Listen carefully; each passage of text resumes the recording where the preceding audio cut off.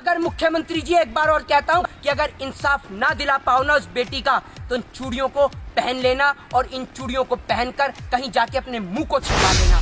मुख्यमंत्री को कहूंगा, उत्तर प्रदेश के मुख्यमंत्री योगी आदित्यनाथ जी, ये चूड़ियां पहन के बैठ जाइए और आपको कहीं से सूट सलवार और साड़ी मिल जाए तो वो सूट सलवार साड़ी पहन के हाथों में ये चूड़ियां पहनकर घर के अंदर छुप कर बैठ जाइए कोने में, क्योंकि आप जैसा मुख्यमंत्री जो देश की हिफाजत नहीं कर सकता वो मुख्यमंत्री कहलाने के लायक नहीं है, योगी नहीं हो सकता। क्योंकि राम को मानने वाले लोग लंका तक कूचकर रावण का विनाश कर देते हैं और ऐसे राम मंदिर को बनाने से क्या फायदा जिस देश की सीता सुरक्षित और महफूज ना हो।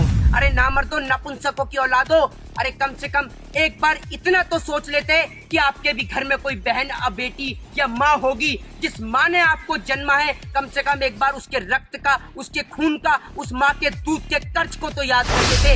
ये योगी के भेष में ढोंगी है, ये राम की आड़ में कंस का खेल चला रहा है, ये कृष्ण की आड़ में कंस का भेष धारण किए हुए ये राम का वंशज नहीं हो सकता, ये कंस की औलाद है इस देश के अंदर, ये रावण का भेष है। और आपको बता योगी जी के पास तो बहुत सारा काम है, वो देश की बेटियों को देखें, उत्तर प्रदेश की बेटियों को देखें या गायों को देखें, क्योंकि ये भी तो एक काम है। अगर मेरा बस चले तो इस उत्तर प्रदेश के ढोंगी मुख्यमंत्री अजय सिंह बिष्ट को इस गाय के खूंटे से बांधकर पूरे हाथरस से लेकर पूरे लखनऊ तक खदेड़ने का दम रखता हूँ। इतना दम है।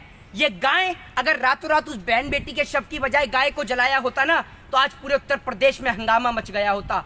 आज आप देखिए रातों रात उस बेटी के शव को जला दिया जाता है और देश का दुर्भाग्य है ये कि देश के अंदर तलाक एक साल में भले ही 12 होते हैं लेकिन बलात्कार हर 12 मिनट पे, हर 10 मिनट पे एक होता है। लेकिन हमारे देश का दुर्भाग्य है कि हमारे देश के मुल्क के लोगों को 3 तलाक के ऊपर कानून चाहिए लेकिन रेप और बलात्कार के ऊपर कोई कानून नहीं चाहिए। शिखर धवन की उंगली में चोट आ जाने पर यह देश का प्रधानमंत्री उसे संवेदना व्यक्त करता है और देश की फूल जैसी बच्ची के बलात्कार को लेकर इससे एक ट्वीट नहीं किया जाता है। कुवैत का शासक मर जाने पर यही प्रधानमंत्री नरेंद्र मोदी उसको ट्वीट करके संवेदना व्यक्त करता है। बहन बेटी के साथ बलात्कार हो जाने पर इसके हलक में ना जाने कौन सा फेविकॉल अटक जाता है कि इसकी हलक से आवाज नहीं निकलती। ये योगी के भेष में ढोंगी है, ये राम की आड़ में कंस का खेल चला रहा है, ये कृष्ण की आड़ में कंस का भेष धारण किए हुए ये राम का वंशज नहीं हो सकता, ये कंस की औलाद है इस देश के अंदर, ये रावण का भेष है।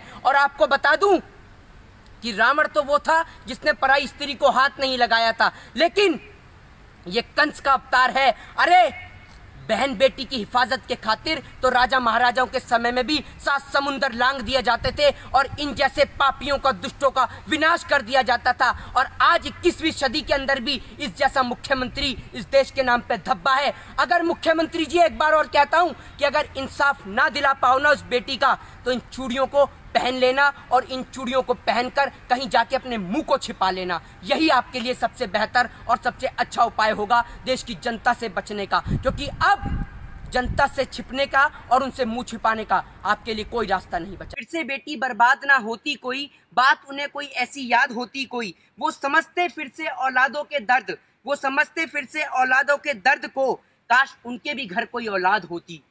अब कहना चाहूंगा कि अपनी फूल जैसी बच्चियों की हिफाजत खुद कीजिए, क्योंकि जो सरकार चलाने वाले हैं वो खुद बेऔलाद हैं। आज शायद मैं अपनी भाषा का, अपनी मर्यादा का थोड़ा सा पालन ना कर पाऊं, आज शायद भाषा की वाणी को भी मैं क्रॉस कर जाऊं, तो उसका कारण यह है कि देश के अंदर इतनी बड़ी घटना घट गई है। अरे नामर्दो, हिजड़ो, नपुंसकों की औलादो, कम से कम अब तो थोड़ी सी शर्म कर लो। और सबसे बड़ा नापुंसक वो नहीं होता जो एक बच्चे को जन्म ना दे सके, सबसे बड़ा नापुंसक आज देश के अंदर वो है जो इतनी बड़ी घटना हो जाने के बाद भी इसके अंदर जाति और धर्म को ढूंढ रहा है, अभी भी इसके अंदर हिंदू और मुस्लिम के एंगल को तराश रहा है। अरे नामर्दो, नपुंसकों की औलादो, अरे कम से कम एक बार इतना तो सोच लेते कि आपके भी घर में कोई बहन या बेटी या माँ होगी जिस माँ ने आपको जन्मा है। कम से कम एक बार उसके रक्त का, उसके खून का, उस माँ के दूध के कर्ज को तो याद कर लेते जो आपने दूसरी बहन के साथ में, बेटी के साथ में इतना बड़ा कांड, इतना बड़ा जुर्म कर दिया। अरे वो बेटी तड़प रही थी, रो रही थी, उसकी आंखों से वो चीख निकल रही थी, उसकी जीभ तक आपने काट दी, जीभ उसकी कटी और गूंगी पूरी देश की सरकार हो गई, बहरा देश का मुख्यमंत्री हो गया। नहीं मान सकता कि ये जो मुख्यमंत्री उत्तर प्रदेश में बैठा है ये योगी है। नहीं मान सकता ये भगवान श्री राम की विचारधारा का व्यक्ति है, क्योंकि और ना जाने किसने ये कैंडल मार्च की शुरुआत कर दी। नहीं तो बहन बेटियों के सम्मान में तो लंका फूंक दी जाती थी। नहीं कह सकता कि ये योगी उत्तर प्रदेश का मुख्यमंत्री है, ये योगी है। योगी नहीं हो सकता, क्योंकि राम को मानने वाले लोग लंका तक कूच कर रावण का विनाश कर देते हैं। और ऐसे राम मंदिर को बनाने से क्या फायदा जिस देश की सीता सुरक्षित और महफूज ना हो। आज सीता के ऊपर जो कांड हो रहे हैं, सरेआम बहन बेटियों के साथ बलात्कार हो रहे हैं, और मुख्यमंत्री 25 लाख रुपए में कीमत लगा रहा है? रातों रात एक टीम का गठन किया जाता है जिसको नाम दिया जाता है STI। टीम बनाई जाती है कि जो 7 दिन में रिपोर्ट देगी। अरे एक बात बताइए, सोच के देखिए, जिस पुलिस वाले ने उस परिवार को देखने नहीं दिया, अंतिम क्षण में उस बेटी का चेहरा नहीं देखने दिया, वो पुलिस वाले तहकीकात करेंगे? एक बात बताइए, एक देश का राष्ट्रपति मर जाता है या एक देश का शासक बन जाता है तो देश का प्रधानमंत्री तुरंत ट्वीट डालता है उस बेटी को लेकर, उस बेटी की संवेदना को लेकर। प्रधानमंत्री नरेंद्र मोदी ने एक न ट्वीट डाला है, न एक बार प्रधानमंत्री देश की जनता के बीच आके बोले। देश का मुख्यमंत्री नहीं बोला, उत्तर प्रदेश का मुख्यमंत्री, ये योगी, कि मेरे को संवेदना है उस बेटी के लिए, मुझे दर्द है। कहां से बोलेगा? क्योंकि इनके घर में, खुद के घर में इनके बेटियां नहीं है। ये खुद बेऔलाद हैं। सरकार चलाने वाले ये बेऔलाद हैं। और आज मुख्यमंत्री को कहूंगा, उत्तर प्रदेश के मुख्यमंत्री योगी आदित्यनाथ जी, ये चूड़ियां पहन के बैठ जाइए, और आपको कहीं से सूट सलवार और साड़ी मिल जाए तो वो सूट सलवार साड़ी पहन के हाथों में ये चूड़ियां पहनकर घर के अंदर छुप कर बैठ जाइए कोने में। क्योंकि आप जैसा मुख्यमंत्री जो देश की हिफाजत नहीं कर सकता, वो मुख्यमंत्री कहलाने के लायक नहीं है। और आप जैसे लोग कभी श्री राम के वंशज नहीं हो सकते, क्योंकि श्री राम वो थे जिन्होंने प्रजा के खातिर अपनी गर्भवती पत्नी को त्याग दिया था। आप तो इतने निकम्मे नाकारा हो कि 25 लाख रुपए कीमत लगा रहे हो उस बेटी के दर्द की। आप जैसे लोग धब्बा हो, आप जैसे लोगों पे थूकता हूं मैं। और अर्नब गोस्वामी जैसे दलाल लोगों कि तुम आज दिखा रहे हो वो कंगना को लेकर, सुशांत को लेकर और ड्रग्स को लेकर, तो इतनी तो शर्म कर लो।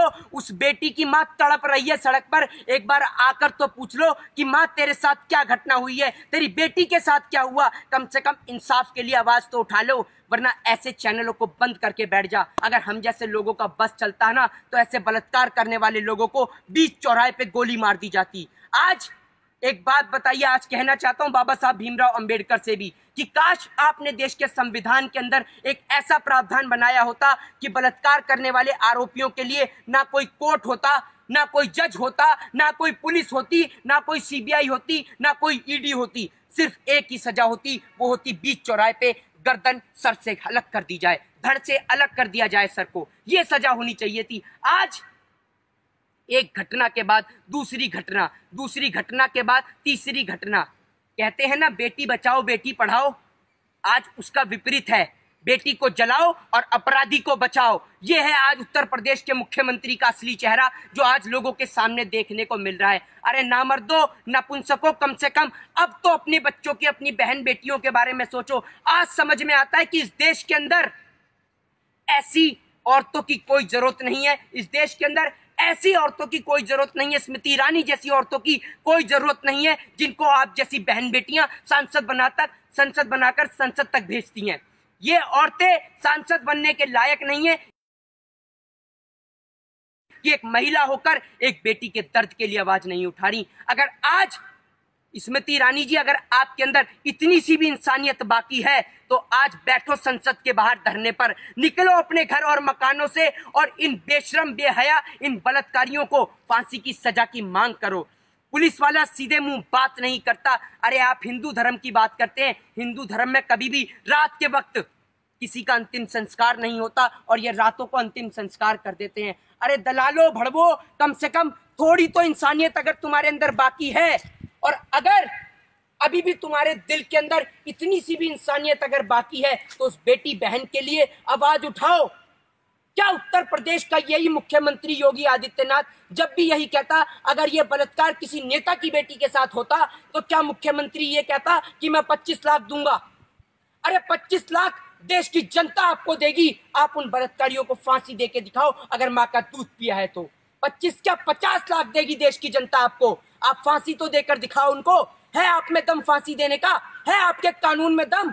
अगर आपके कानून में इतना दम होता ना, आपके अंदर फांसी देने का इतना दम होता, तो आज आपका कुलदीप सिंह सेंगर, चिन्मयानंद, नित्यानंद जैसे बलात्कारी आज जेल के अंदर बैठ के जेल की रोटियां नहीं खा रहे होते, बल्कि फांसी के तख्ते पे झूल गए होते।